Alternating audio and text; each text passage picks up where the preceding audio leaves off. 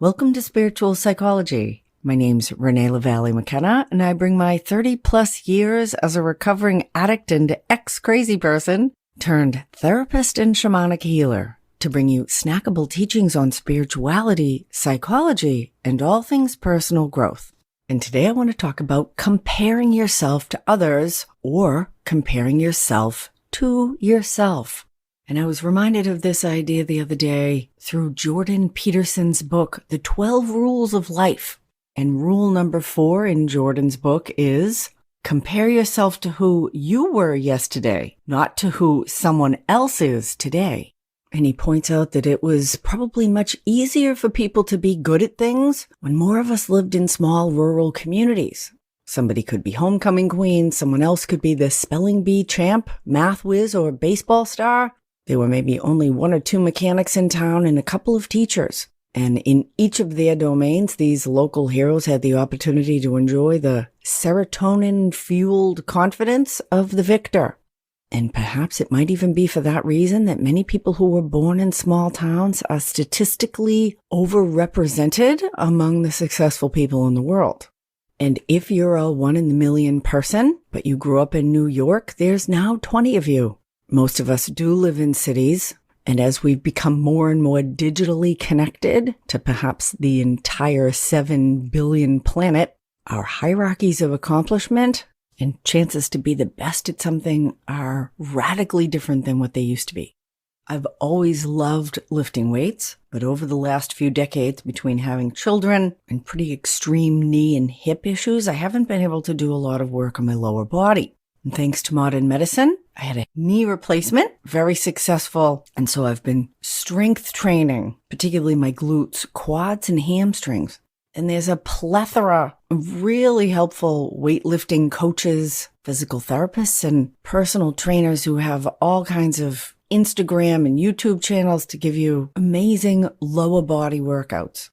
And in my quest to grow a bunda at age 60, because our body doesn't lose the ability to get stronger, I have to be very careful comparing myself to the 20-somethings doing sumo squats on these videos, because it's likely my ass ain't never gonna look like that. And we can use the achievements or gifts or talents of others as a source of inspiration or as a source of discouragement. It's very easy for us to compare and despair when we look at the often outstanding achievements of others. But as I enter a new decade, my 60th birthday is this week, this reminder to compare myself as I am today to who I was in the past, rather than comparing myself to others, has been an opportunity to take an introspective look at my own personal growth path. So I spent some time journaling on where I was at these other marker points in my life. What was happening when I was 50, 40, 30, and God forbid 20 or even 10? If you could put the quality of my life experience on graph paper, it's a pretty steady upward line over time.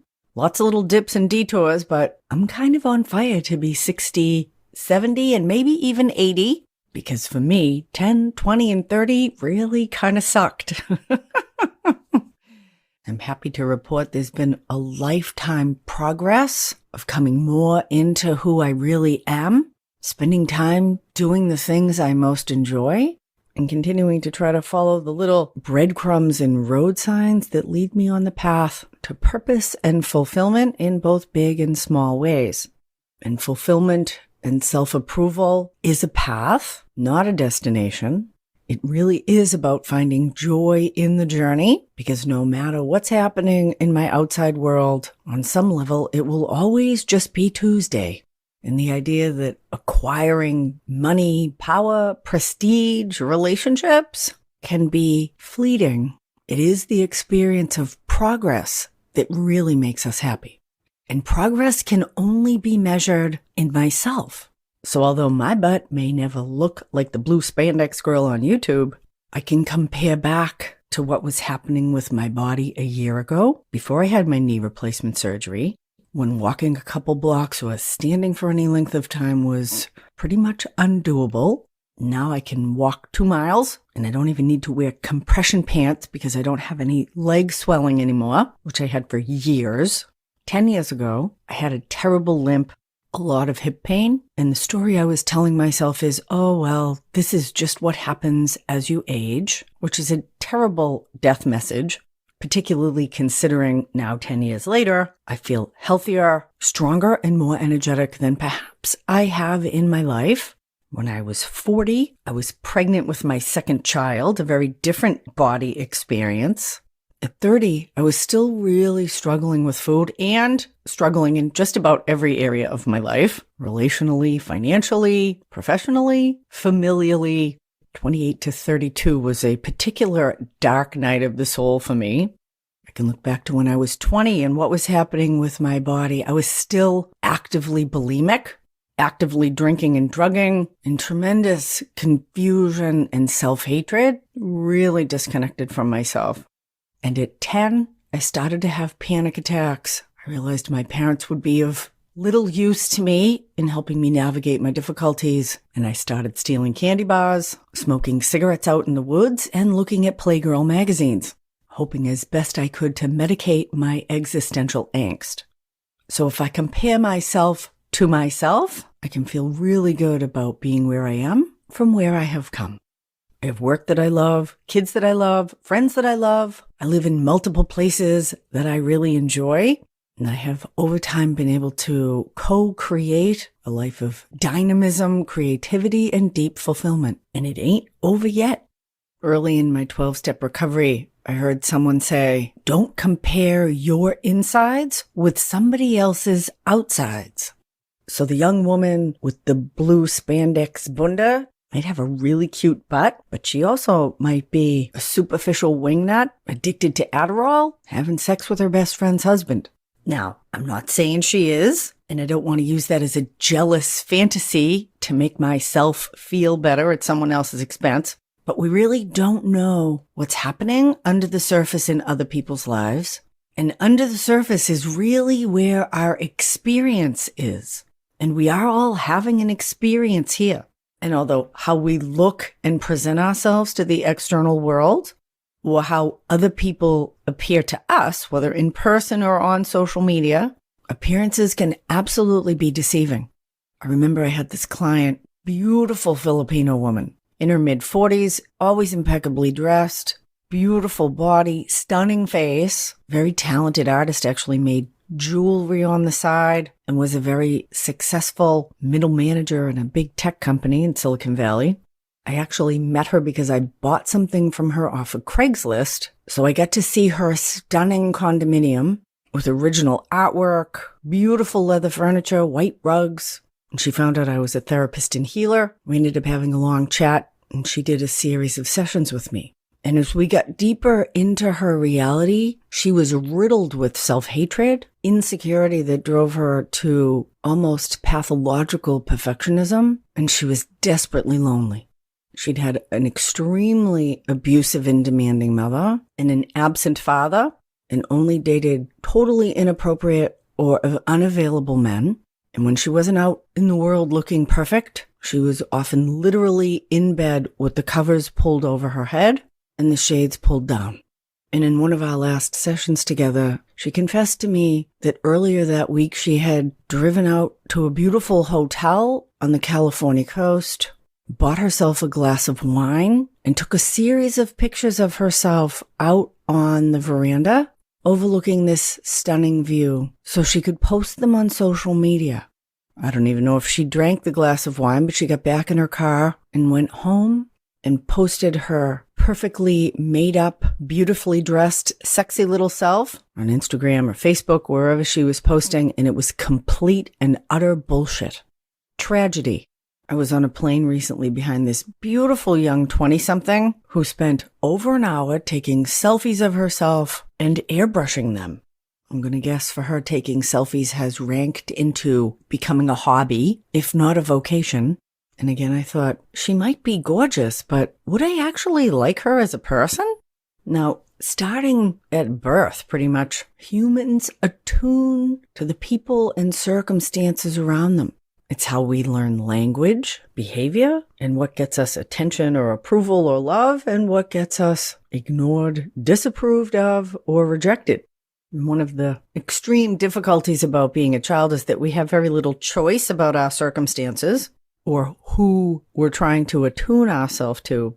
But luckily, as we age, we do have the power of choice of who we surround ourselves with and who we're trying to copy or emulate.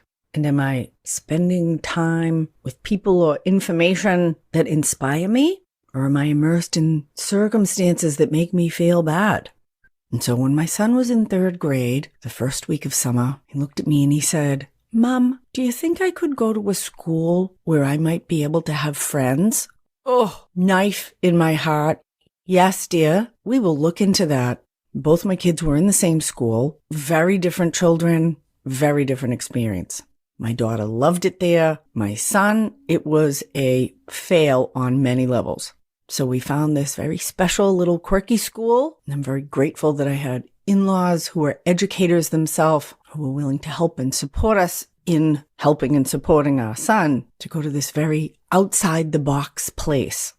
And compared to the very athletic Irish Catholic culture that was the foundation of the school that he came from, where he really didn't fit in, he went from being an oddball, and in his new school, he was one of the highest functioning and most successful students there. And so when we compare ourselves to others, it really depends on who we're comparing to.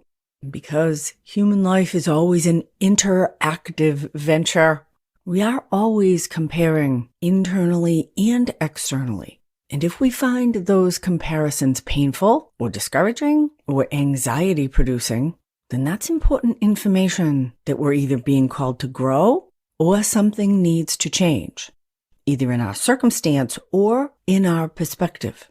And sometimes we need to change all of it because we all have this internal compass of joy and suffering. And pain lets us know when things are out of alignment or need attention. And joy lets us know we are on the right path, aligning with our own highest good. So I encourage you to compare yourself with yourself. And when you compare yourself to others, as we always do, is it a source of inspiration or a source of discouragement? Is it helpful or is it painful? And when we look deeply and pay attention, we have tremendous power to realign and co-create a life experience that is rich and fulfilling and nourishing, usually beyond what we can imagine. And growing to be able to imagine that and open to the unlimited resources of the loving and creative field that we are all connected with, that's a place we can all grow.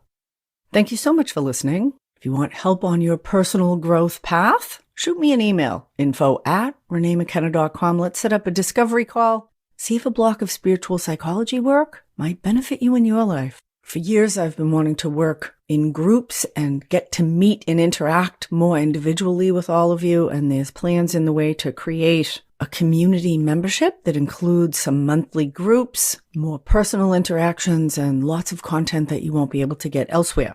I'm going to keep you posted on that. We're reorganizing my mentorship program into modules so that it's much more accessible to everyone. And I'm working very hard to create formats and tools to bring this amazing spiritual psychology work that has so transformed and benefited my own life out to you guys.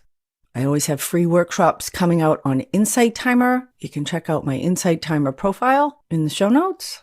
Thanks as always to my supporters on Patreon and through this podcast.